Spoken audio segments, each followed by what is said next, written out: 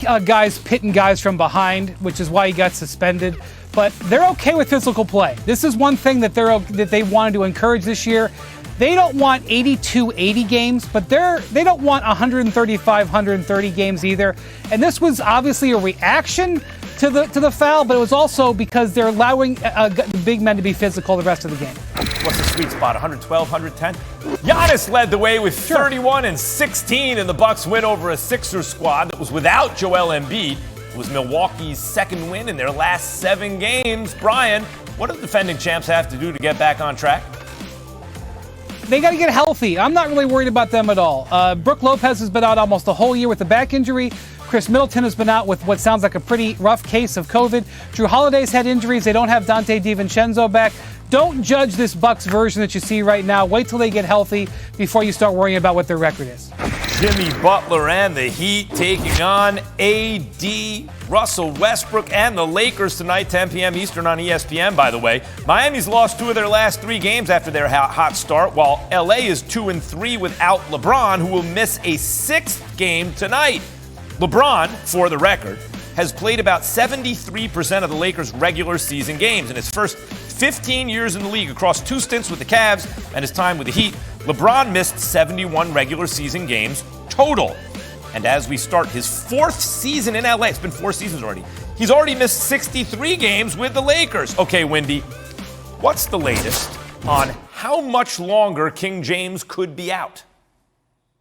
Yeah, this is not a severe injury. He is rehabbing this, and from what I am told, the rehab is going well. He may have to do some reconditioning a little bit, but this is not going to keep him out an extended period.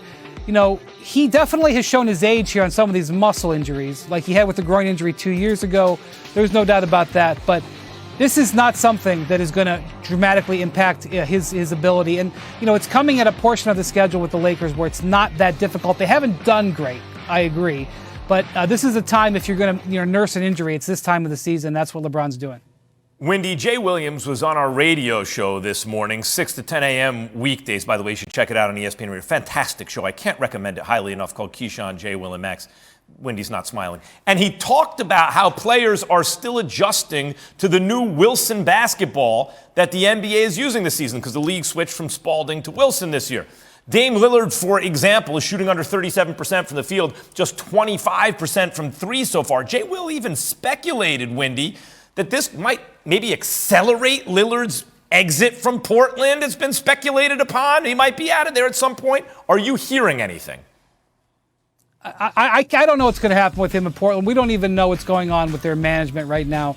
But I will say this. The data shows with this Wilson ball that shots outside 25 feet this season are down about 10% year over year.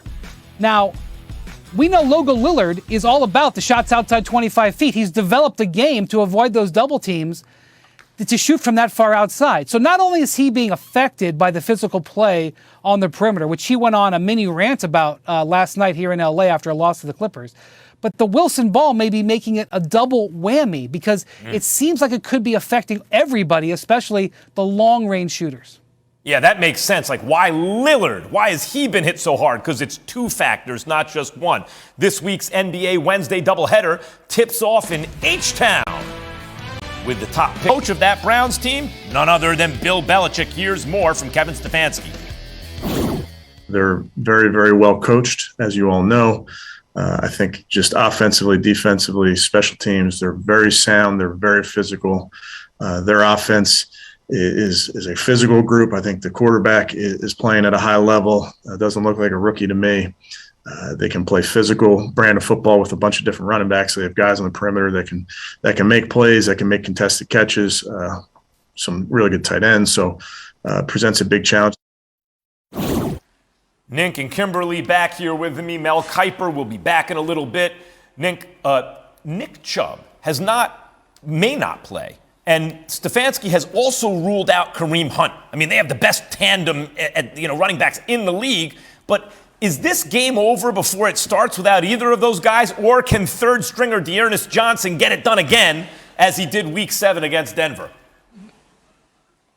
I think it's going to be real hard for the Browns to do much of anything. You think about the Patriots right now, they are flying high and they do the best at game planning and preparing for the team they're about to play.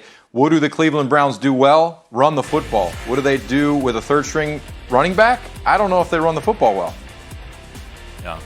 Kimberly, with all the noise last week about Odell, Baker performed versus the Bengals. That was not a surprise to me. But this week, he's got to deal with Belichick, right? So how much pressure is on Baker to keep it up now with Odell out of the fold? First off, you can't ask Rob Ninkovich if any team has a chance against the Browns, against the Patriots. I mean, what is the guy going to say? Of course he's going to say the Patriots. Rob, what's the center of the known universe? Yes. So here's the deal with Baker. Each week is a referendum on him, Odell or not. That's the reality. The Browns have to end this season knowing for certain where they stand on Baker Mayfield. Thus far, I think he's been average. And I think Baker, that's not a knock. I think between the injury and how the team has been, up and down, I think Baker would agree with that. He's been average to this point.